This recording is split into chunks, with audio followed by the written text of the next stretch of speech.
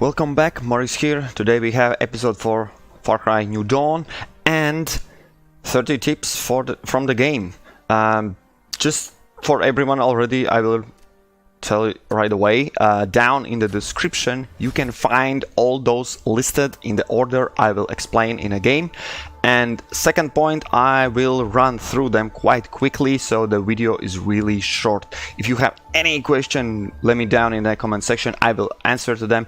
But now let's jump to the game, and I will give you the tips that can be noticed only when you play the game itself, and then they reveal them. So if you want to play the game, there's no spoilers, easy for you, everything to, well, sneak peek what to expect and what to do better, because sometimes, yeah, it's okay. Anyways, let's jump right to the game. First thing we are looking at, point number 1 is perks that must have is lockpick and grapple. Lockpicking is best because it opens not only saves, which does also the repair torch, but also the doors, so you don't need to find the keys anywhere. And second, definitely is grapple, because there are some locations that are accessible only by grapple. So having those two perks at the beginning will ease off the game and let you explore everything.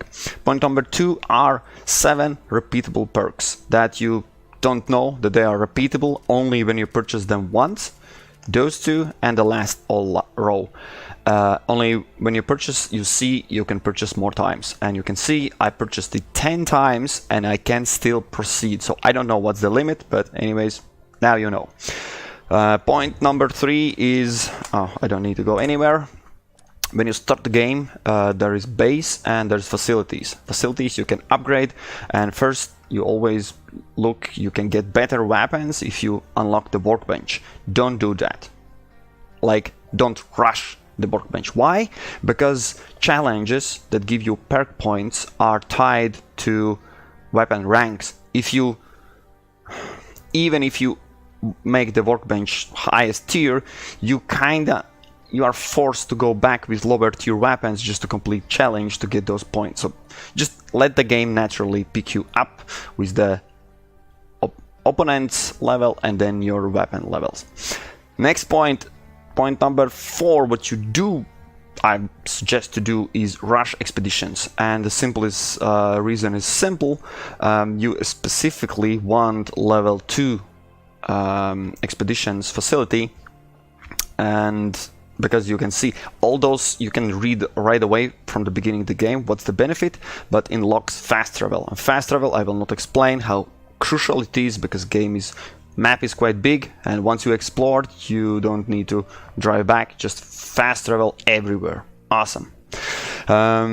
Tip number 5 is also with expeditions, it unveils, well, gives you expeditions themselves that's outside the main map.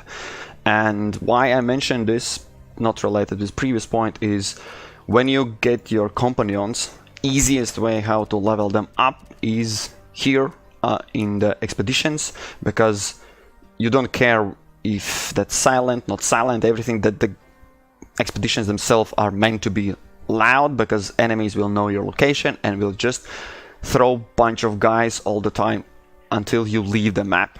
Just take your companion, go in the expedition, do the mission until the chopper lands behind you, and then it's up to you. Just stay and allow your companion to kill enemies, because you need 40 enemies to kill to reach the max level. Once it's done, get in the chopper and get away, and mission is done, your companion is leveled up. Awesome. Moving on, point number 6 specifically I will mention, because those expeditions, every time you do one, it levels up and then it comes back, but basically the same location but more difficult. And that's where Gina shines. You will find her unlock in some time, but as you can see from the gun, she's meant for taking down enemies a lot, and yeah, with explosive ammunition, just crazy. You will love her. My advice, pay attention to her, despite the fact Timber is amazing. Tip number 7, while we are talking about upgrades, you see there's also you can upgrade the facility only at the level what level your base is. So base is up, you must upgrade as well, but point, which is important because many games tend to have base upgrades most expensive. Here, if you have, there are 3 points to achieve: facility upgrades, experts in the base, and what was the third? I don't remember. But basically, when you get all those points, it's just clicking and the base will be upgraded. There's no need for ethanol, no need for resources. That's kind of good. I really like it. Just pay attention. Doesn't change a lot, but keep that in mind. Tip number 8 is what it is. Yeah, speaking about resources mostly don't overlap. Mostly, I'm mentioning this because at legendary level there are some weapons that for unlocking you need the springs. I'm just showing these resources. It also gives you an idea where to find what, but mostly those springs are used only for unlocking cars, and then those resources unlocking weapons, and the rare resources for unlocking better weapons. But for unlocking and upgrading facilities you need ethanol, so it's quite awesomely spread out, so you don't run in the situation when you purchase all the cars and then you can't purchase any weapons. That's not the situation. Feel free, you will see what is needed, and it's quite pleasant to see how it's thought about everything. Moving on, point number 9.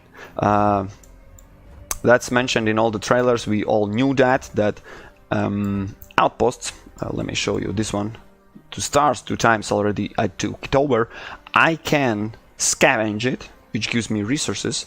Then this outpost will be taken back by enemies. I can take it back for more resources, more ethanol, and they will be heavier guarding this outpost. So that's the outcome. My point is, there's basically 2 situations: outpost is yours or outpost is enemies.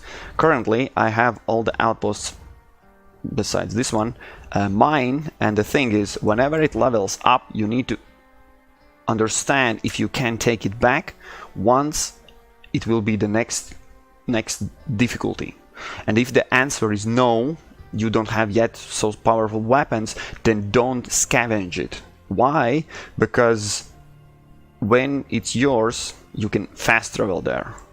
Once it's theirs you can't fast travel. Basically, if I can scavenge all of them, I will lose a lot of fast travel points. That's mostly what I'm trying to explain. All right, moving on, point number 10. Taking outpost when undetected is not that difficult, especially taking this point about when you take back outpost. Let's say it gives you 100 ethanol. If you take it out undetected you will get additional 50.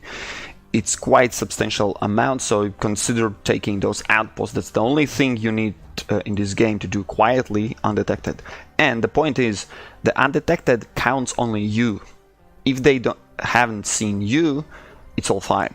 If they see Dogo, if they see your companion, if they take out your companion, if you revive your companion, if you call next companion and just order him again to attack the outpost, once it's done, if they haven't spot you, it still counts as undetected, which is amazing and gives you additional ethanol, and you're just laying back and watching how your companion is taking out the outpost.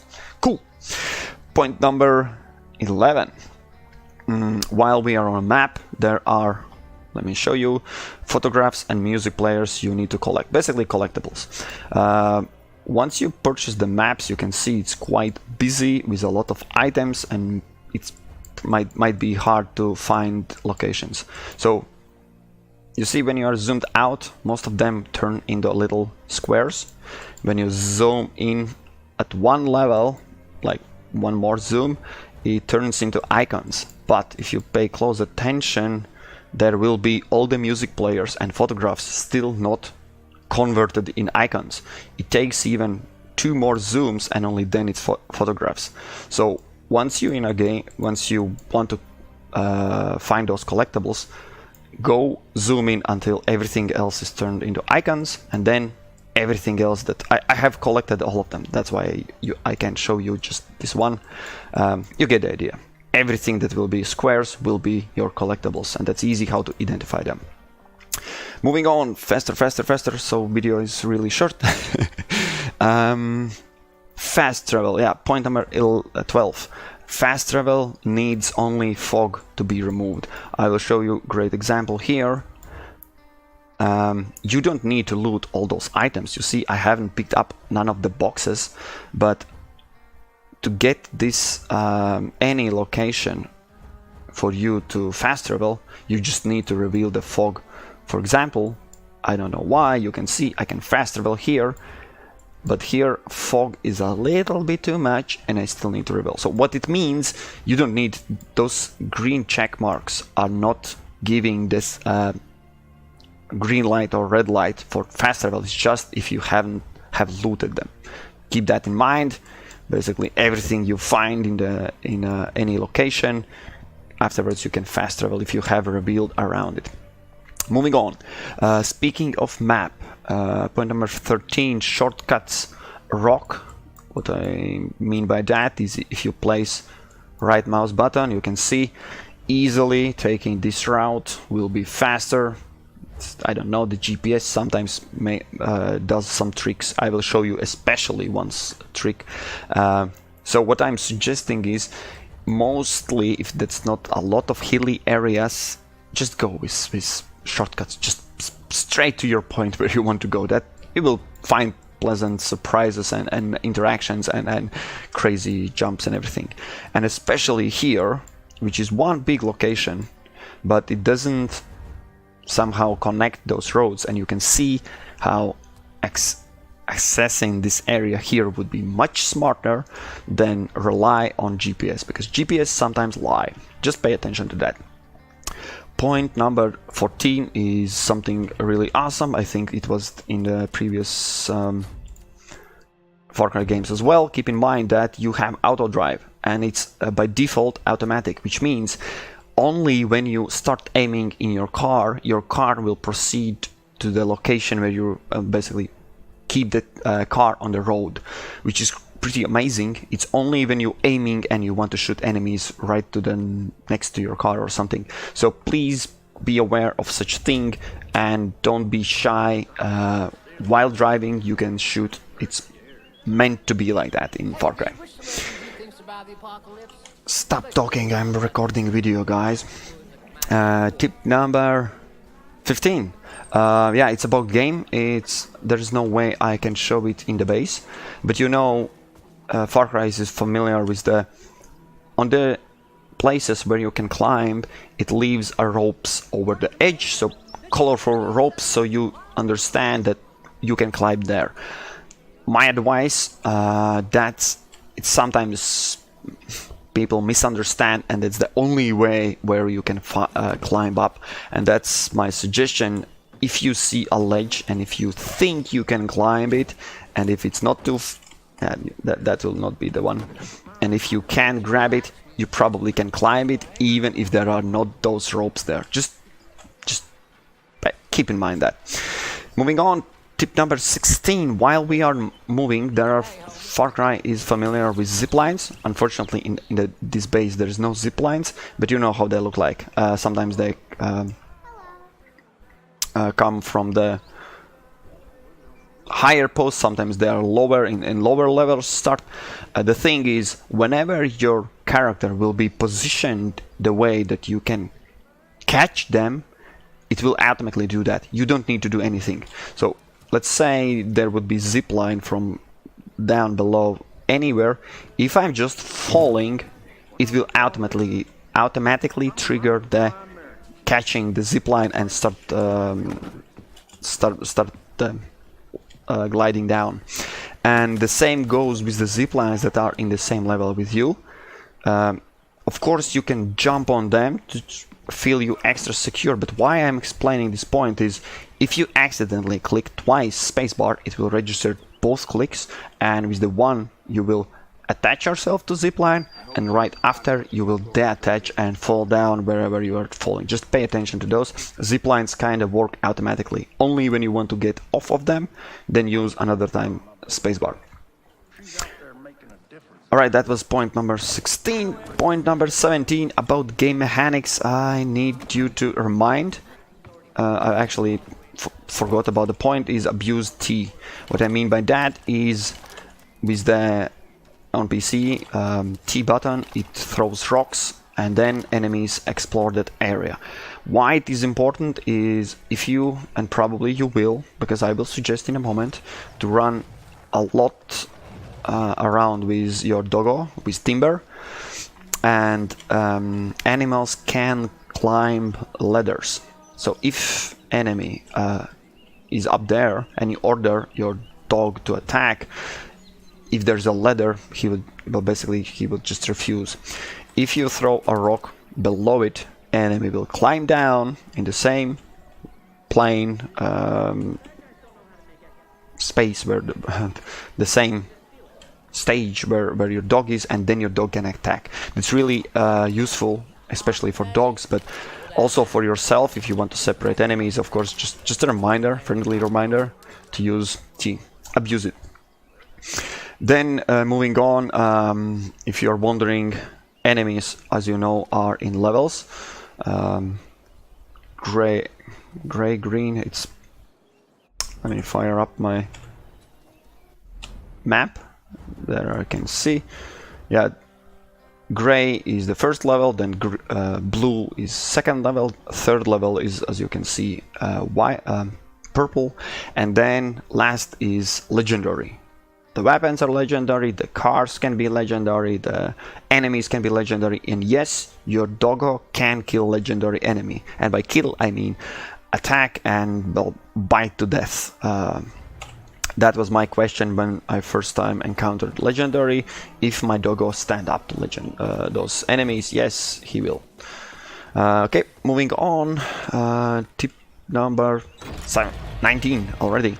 As I mentioned, I will suggest you to use Dogo, because let me open up and show you why. You can see all the skills for all your companions, but oh, sorry, a Dogo can and will mark enemies around you, around him, so it's awesome. You just send it in the outpost. No one pays attention to your Dogo on but their animals, their dogs, so be aware of that. But that's really not the point where he shines. He shines at second upgrade, second ability. He will mark crafting materials, and the same materials you see here, for example. Yes, this is, for example, unlucky place where I found 3, and the 4th one I just simply cannot find because it's somewhere hidden. Your Dogo will mark them all. And it really, your Dogo makes all the difference. Not only tagging animals, enemies, but also tagging all the materials. Awesome. Just pay attention to that. Tip number 20 already. We are in 20. Awesome. That is about the rides. I will give my explanation about my favorite vehicles. You can also, in the beginning of the game, already see them all. Is everything that is bikes, quadros, quattro or tricycles. Reason is simple. While when you are driving those vehicles, you can see everything around you. It's everything. Obviously, whenever you are in a truck, any kind of truck, it's really small field of view, which is really, I hate it. That's only my explanation. Of course, the resistance, handling, and all that you can count for yourself. But yeah, it's just for me. I hate it. And another point, you can see those are the Trikes. Your Dogo will not get in a bag. Of course, he will not shoot, but yes, this is only for you. If you want to take your Dogo, you need to take these kind of not bicycles, but bikes. Okay, enough of that. Moving on is revive costs flowers. What it means, actually, I had killed actually my Dogo in previous video, but anyways, when your any companion is down, there's a timer that you need to pick them up. If you fail at that, well, the companion is gone and you need to revive them. And reviving is again separate resources. It will not use any that's the sound when your doggo marks things. It will use this type of flower, this type of flower, and this type of flower for human companions, and to revive doggo, one of the flower is switched into meat. So what it means, you don't need to worry about getting your companion killed, because the resources don't overlap, which is amazing. So if accident happens and you just fail to pick up them in time, the reviving is totally separate resources for that matter. Alright, moving on. While speaking about being downed, tip number 22 is whenever your companion is down, a small timer will start counting down. There are two things actually I want to mention here.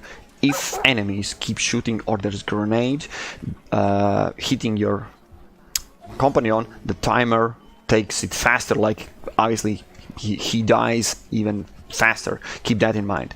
But the point is, to revive, to pick your companion up, you need to approach and hold button E, and it takes few seconds before you actually pick your companion up. Meanwhile, your running out timer when your companion will die is not stopped at the moment when you start picking up, but when you end. Keep that in mind. You can't run in last half of the second. Once you hit, your companion will die because it was still in progress. Just keep that in mind. Moving on the awesome things is 23. Point number 23 is weapons. Weapons. You also can see all of them from the beginning, but what I want to mention is pay attention that here you can see how it looks like when you can unlock and what materials are required. But once you have unlocked them, you can spend again resources to upgrade them, and upgrade increases damage by 5%.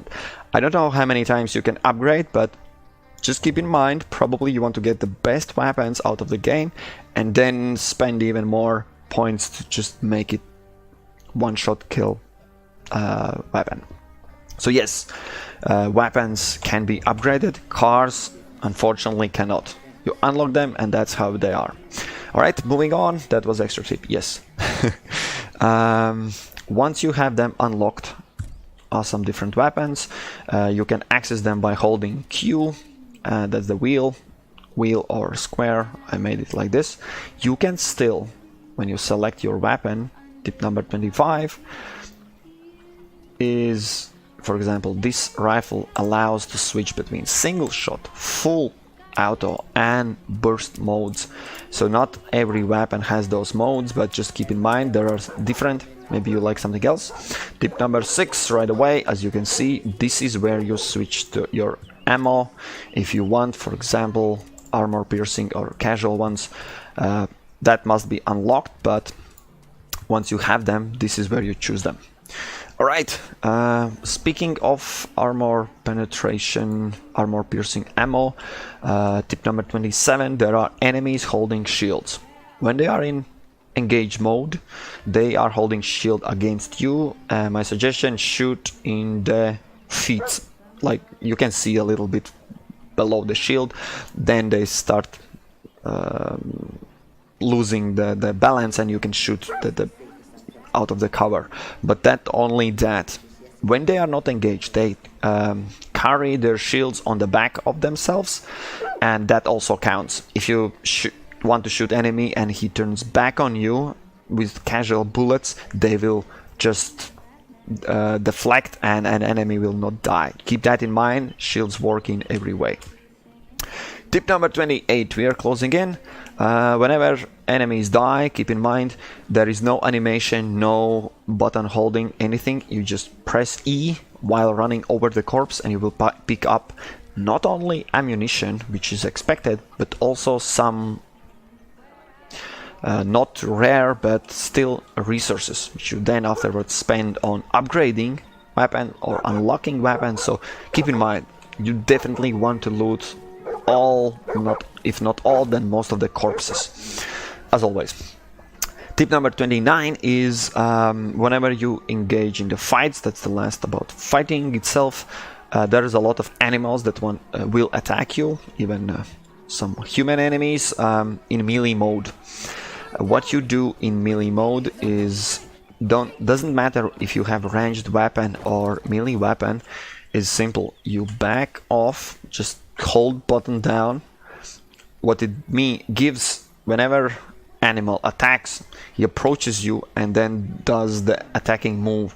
Meanwhile, you could be already out of the zone of reach and you will not take the damage. And in the same time, also with melee weapons and with ranged weapons, always hit in the head. It makes a lot, like huge difference in damage. And also, so backing up, aiming at head, and yeah, doing whatever damage you want. For bigger threats, what you want to do is that's if you are speaking about some bisons or some bears, you can exploit the same logic that your Dogo cannot climb ladders. Basically, he cannot climb anything. So they will run around. For example, the chicken, if the chicken wants to attack me, the chicken will run around, climb up here, and here is the chance to hit me. If I just jump down, the chicken runs back, or the bear and attacks me here. Meanwhile, if I'm done with reload, I can climb up. So simple, it's not on cheat or anything, just using game mechanics. That's no harm done. Trust me, you will find this tip useful for some legendary bisons that will freaking kill you in no time. And last point, actually not last, I will give you one bonus extra. As you know, I try to do that all the time, is enemies. Reason why this outpost is not taken, there are 2 legendary enemies, and about two points about legendary enemies. First, they have eagle eye. It's simple. Whenever they look at you, it takes just, I don't know, half a second, and boom, you are seen. That's one thing, keep that in mind. And second is you can't, maybe it's a bug, I don't think so, you can tag them.